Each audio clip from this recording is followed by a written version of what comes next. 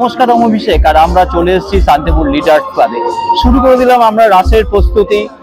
এবার 2024-এর এই রাসে, শান্তিপুরের রাসের কোথায় কি কি থিম হচ্ছে তার প্রথম প্রস্তুতি শিবির আমরা শুরু করলাম লিডার্স ক্লাবের থেকে।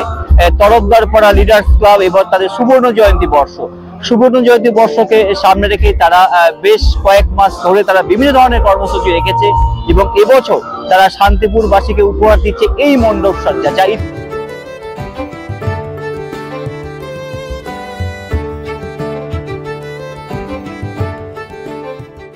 ইতিমধ্যেই কিন্তু মণ্ডপ সজ্জার কাজ শেষ হয়ে গেছে।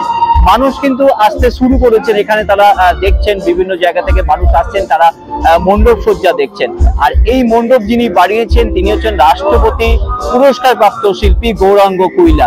আর গৌরাঙ্গ কুইলার কাজ মানে একটা নতুনত্বের ছোঁয়া, একটা অভিনবত্বের ছোঁয়া। আমরা জানি যে গৌরাঙ্গ কুইলা কলকাতার বেশ কিছু বড় বড় যে সমস্ত পুজো মণ্ডপ গুলো আছে সেই পুজো মণ্ডপ কাজ কিন্তু গৌরাঙ্গ কুইলা করে থাকেন।